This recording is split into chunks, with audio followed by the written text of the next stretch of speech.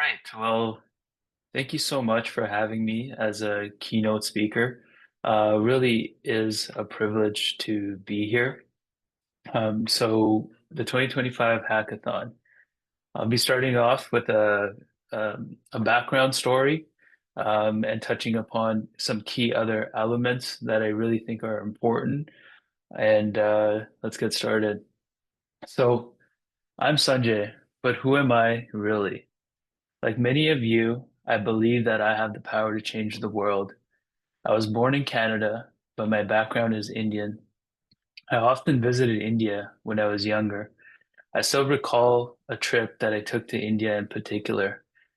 I must have been 7 years old. We left Canada on a Friday the 13th, and I remember being in class, and all my classmates were in awe. They were shocked. They're like, "You're going on a plane on Friday the 13th? Don't you know that's bad luck?" And so I was a little bit worried. And on the way to the airport, I told my dad what they had said. He actually laughed and he said, 13's a lucky number for me, son. So don't worry about it. After that, I didn't worry. What stuck with me about that trip, even 30 years later, was the day that my parents and I went to the city. They said, I don't need to come into the bank that they were going into. So they just told my cousins to stay in the car. So that's what we did on that hot day. Since the cars had no air conditioning, all we could do to battle the heat was to leave the windows open. And as many of you know, there's a lot of poverty in India.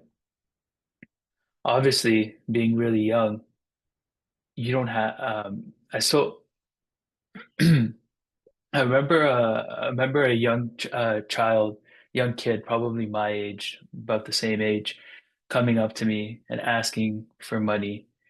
I didn't have any cash being that young, so I asked my cousin, "Do you have any rupees we can give him?" And I can't remember if he gave me anything, but soon after, we ended up rolling the window because they just kept coming one after the other. And that moment, being there in the car, having kids my age, even younger. One of the kids actually had their younger sister in his arms. That moment stuck with me forever. And what really got me was not having the resources to help people, and that was a pivotal moment. That's when I decided when I grow up, I'm going to help these kids. I told myself, I know I'm going to be rich one day, and when I am, I'm going to help these kids. And that's still the plan. And even though I'm not financially rich yet, I know that I am capable. Every one of us are capable of creating an impact, no matter how big or small. In 2023, I was able to send large parcels to Ghana in Africa. Right before that, my family and I had taken a trip to Kenya in Africa. That's where my wife is actually from. Yeah, I married a Kenyan queen, and I'm proud of it. When we went to our trip to Africa, we brought one large luggage just for donations. We gave most of it away to the workers who we came across, including the security guards and our friendly driver, James, or as my wife's aunt used to call him or called him, Jemu. When we drove around the city, I'd see younger kids in the street, and when they should have been in school, they were walking around, not even having proper footwear.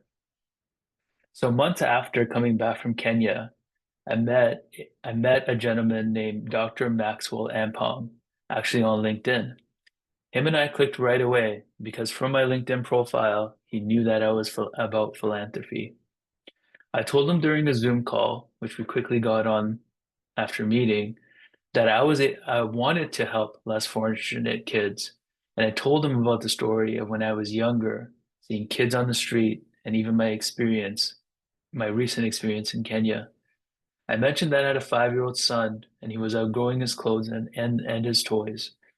And we even had family and friends with younger kids who were also outgrowing their items. So we actually had a lot of stuff that we could potentially donate to Africa. I said, I have the stuff to donate, Dr. Maxwell.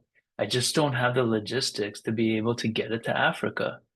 And I still remember what he said that day. Sanjay, that might be your problem, but I don't have that problem. So in this picture, I am getting the boxes ready for shipment to Africa.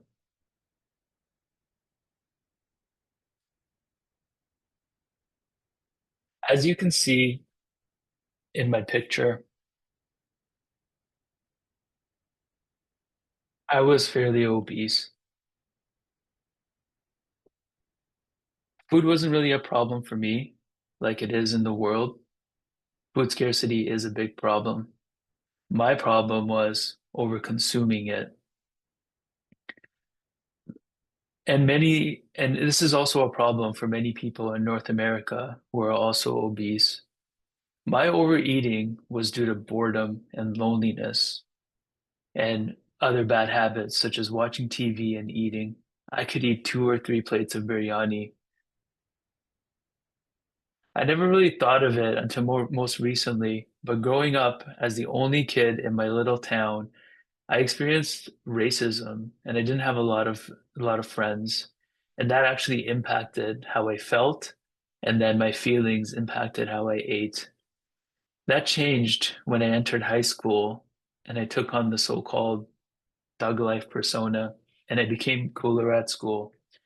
After high school, I didn't have the grades to get into uni because I wasn't that science math type of guy like most Indians are. I was the business type. Seneca was one of the first ever colleges to have an entrepreneurship program, and I applied and got accepted. I loved the program at Newnham. It was in one of my classes, I remember that I had to read the book Seven Habits of Highly Effective People, and that's known as one of the best books of all time. I also stayed on campus at the residence, which was a lot of fun being on my own, but also bad at times because I dealt with boredom and I didn't have a lot of friends at school or at res, and I ended up binge eating again. So I did meet my girlfriend who became my wife when I met my wife while going to Seneca. Um, and that was probably one of the bright spots. I also was my heaviest when I was going to Seneca at 300 pounds, so actually heavier than you see in that picture. Um, After graduating Seneca, though, I went to Ryerson. I went to Ryerson because I thought that I would be viewed as more successful if I had a degree. And that's how most of the community views you back then, at least. Would view you as a failure unless you had a degree. And that was also in my head. And so I went to university to get a degree, but looking back on that, I totally disagree. And I would never make my son feel like a degree is more important than a diploma. They both have their own merits. What I actually learned at Seneca was way more practical and I thought more valuable than what I learned at Ryerson.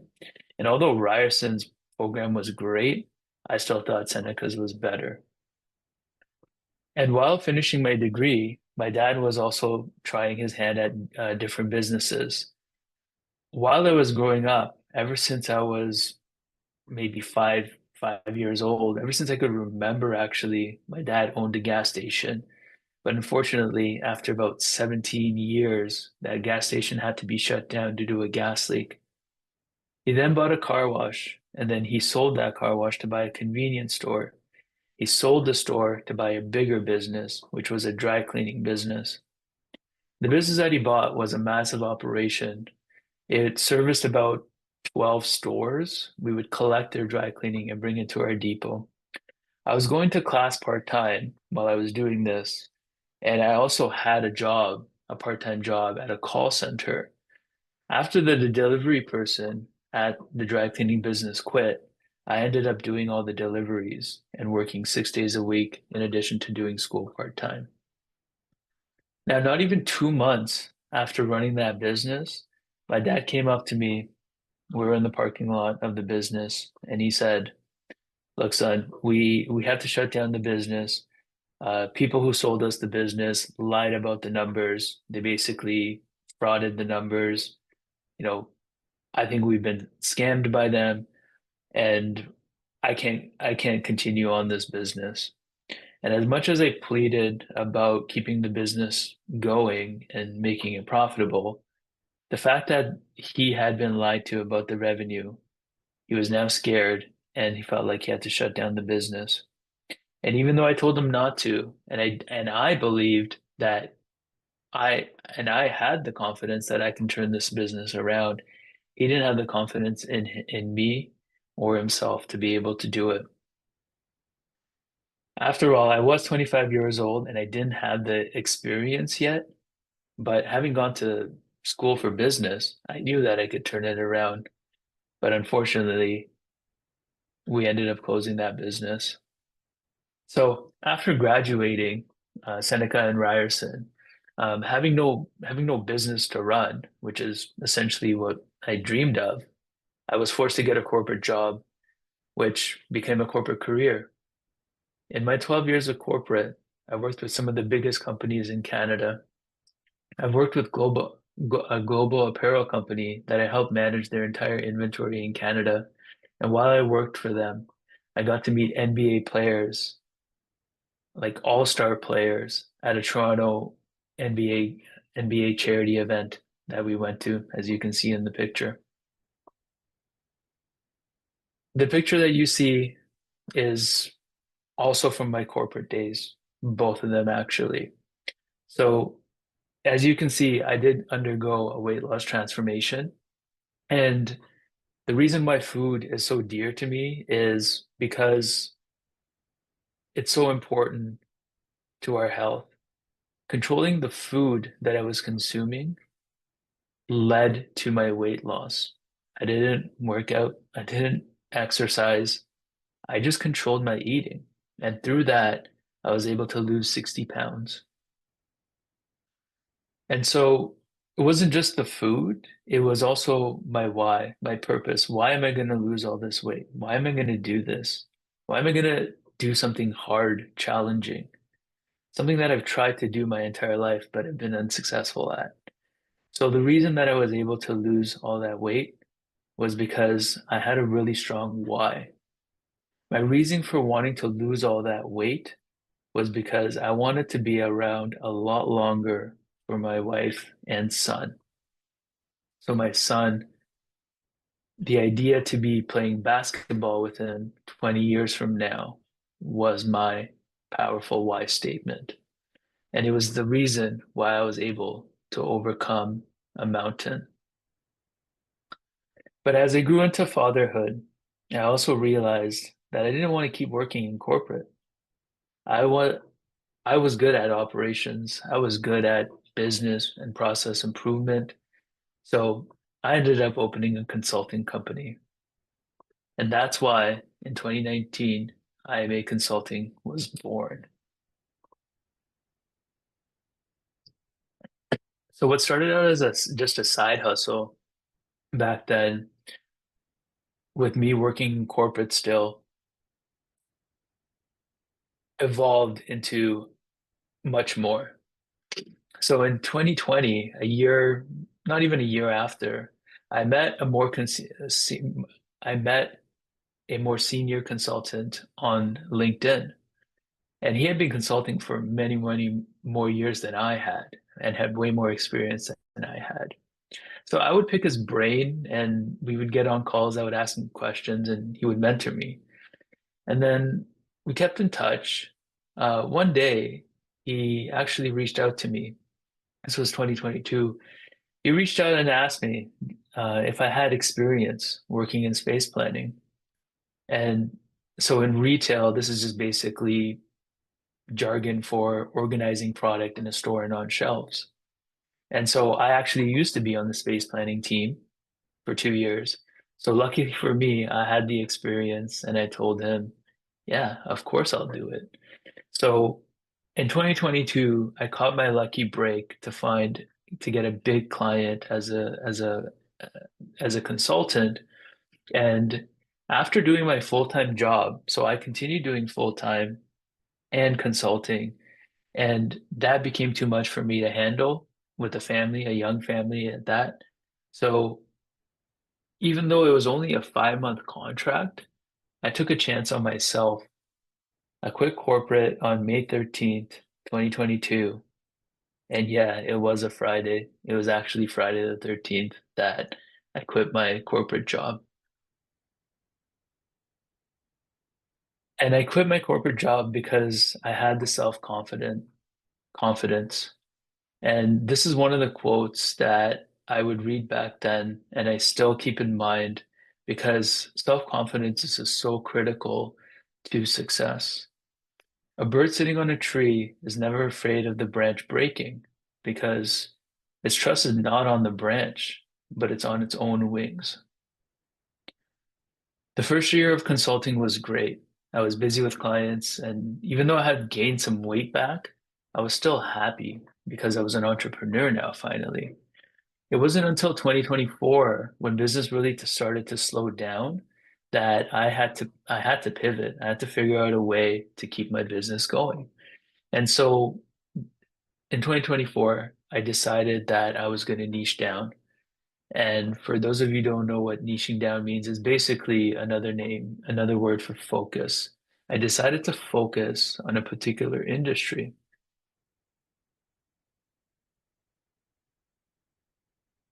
And that industry was actually food. So food is really near and dear to my heart. It's been a part of my whole life. My relationship with food had always been up and down, and even now it's still a work in progress. And so I decided to focus all my efforts on food and beverage, the food and beverage industry.